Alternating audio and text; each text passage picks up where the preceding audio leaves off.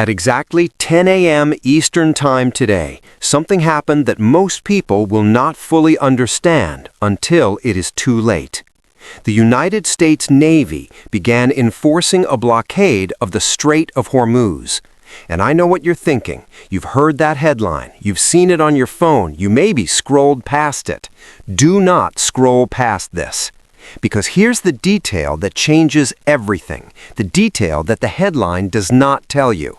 The detail that I'm going to explain fully at the end of this video. Because once you hear it, the entire picture snaps into focus in a way that will genuinely disturb you. At the exact moment the U.S. Navy started that blockade, Chinese ships were already inside the strait. Not approaching, not preparing to enter, already inside, already past the gate, already in the water that America just declared it controls. I'm going to explain exactly what that means. I'm going to walk you through every step of how we got here. And at the end of this video, I'm going to show you the one thing that nobody in mainstream media is saying out loud. The thing that makes this blockade far more dangerous than a confrontation with Iran. Stay with me, because this story is just getting started. To understand what happened this morning, you have to go back 6 weeks. 6 weeks ago, when this war began, Iran did something that shocked the global economy. It closed the Strait of Hormuz. Not with a wall, not with a physical barrier. It did it with mines in the water, warning missiles in the air, and a very simple message to the shipping industry. Try to pass through here, and we cannot guarantee what happens to your vessel. And it worked. Shipping companies turned their boats around overnight. Oil prices jumped 44%, and the world suddenly remembered something it had quietly forgotten. That a strip of water 33 kilometers wide, roughly the distance from one side of a major city to the other, controls 20% of the entire world's oil supply every single day. 20% through a gap you could almost swim across. But here's what most coverage missed completely. Iran did not close Hormuz to everybody. Iran kept it open for specific countries: China, Russia, India, Iraq, Pakistan. Why those 5? Because those were the countries that were not bombing Iran. Those were the countries buying Iranian oil, supporting Iran diplomatically, or staying carefully neutral. So while the Western world was locked out of Hormuz for 6 weeks, China was sailing through quietly, consistently, moving oil, moving cargo, deepening a relationship worth $400 billion under a 25-year strategic partnership that most Americans have never heard of. China was not at war. China was not neutral either. China was profiting. And that is exactly the situation America woke up to this morning. Now let me tell you what happened in the 48 hours before this blockade was announced, because the sequence matters enormously. On Saturday, J.D. Vance flew to Islamabad. He sat for 21 hours with Iranian negotiators, 21 hours, and by multiple accounts, including Iran's own foreign minister, they were close. They were genuinely close to a deal. Iran's foreign minister described a document, a formal memorandum of understanding that was almost signed. Almost. Then something shifted. Iran's side said the American terms kept moving, that every time they got close, there was a new condition, a new demand. And then, while Vance was still in the air flying home, Trump posted the blockade announcement on Truth Social. Not a press conference, not a formal address, a social media post. From nearly signed deal to naval blockade in less than 24 hours. Before he left Islamabad, Vance said something at his press conference that I want you to think about carefully. He said, "The bad news is for Iran much more than it is for us." That is the logic of the blockade. We have more leverage. We can squeeze harder. Apply enough pressure, and they come back to the table with fewer demands. But there is a massive problem with that logic. Iran has already absorbed 40 days of direct bombing.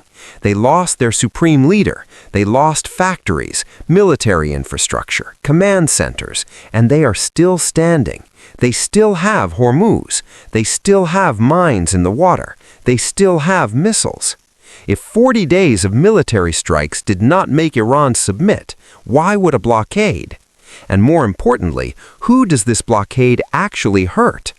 Right now, inside the Persian Gulf, there are 230 oil tankers that have been stranded since this war began. Ships from India, China, Iraq, sitting at anchor, unable to move. And aboard those vessels are 20,000 sailors, 20,000 human beings, stranded, waiting for someone to resolve this. The blockade does not help those sailors. It makes their situation more dangerous. Then there is Iraq. Iraq gets 90% of its food through this strait. Not 30%, 90%. Iraq is a country of 40 million people that had nothing to do with this war, and the blockade America just announced makes the water their food travels through more dangerous than it was yesterday.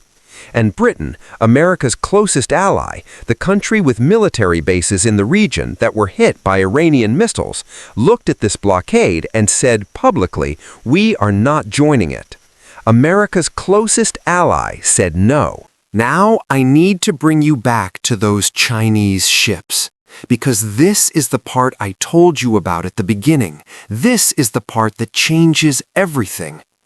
America's blockade announcement did not say it would stop Iranian ships. It said it would stop all ships entering or leaving Iranian ports. All ships, including ships that paid Iran's toll to pass through while Iran controlled the strait, including Chinese ships. America is not just blockading Iran. America is putting itself directly between China and China's oil supply. And here is the detail that I cannot stop thinking about. China knew this blockade was coming. The announcement was made Sunday night, and yet Chinese ships were already positioned inside the strait when it took effect Monday morning. That is not an accident. You do not accidentally have cargo vessels inside a contested strait at exactly the right moment. China placed those ships there deliberately. Because a Chinese ship being stopped by the American Navy is a completely different story than an Iranian ship being stopped. It is an incident between two major powers. It creates a diplomatic crisis of an entirely different magnitude. China put those ships in the water as leverage. Now think about the position China is in. If it allows its ships to be stopped and searched, China looks weak in front of every country in Asia, Africa, and Latin America that is watching this competition and deciding which side to align with. That is politically catastrophic for Chinese leadership. But if China tells its ships to keep moving, if China sends naval escorts, you now have American warships and Chinese warships in the same 33-kilometer strait at the same time, both under orders from their governments, both with weapons ready. Two nuclear-armed powers, one corridor smaller than the English Channel. That is what happened at 10 a.m. this morning. Not a blockade of Iran, a direct structural confrontation with China in a body of water neither country can afford to lose. Iran's foreign minister has already moved on. He is not waiting in Islamabad for America to call back. He is flying to Berlin, Paris, and London. He is building a diplomatic coalition of countries that need Iranian energy and have every economic reason to find a way around this blockade rather than through it. Europe needs energy. China needs oil. Russia wants America tied down in the Middle East. Those three forces are now aligned by circumstance, even if not by design.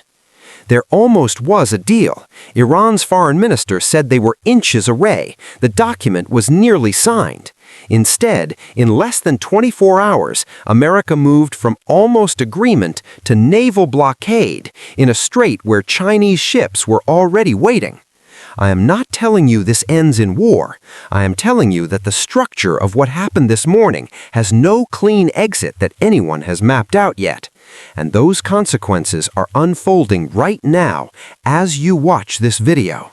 That is what the headline is not telling you.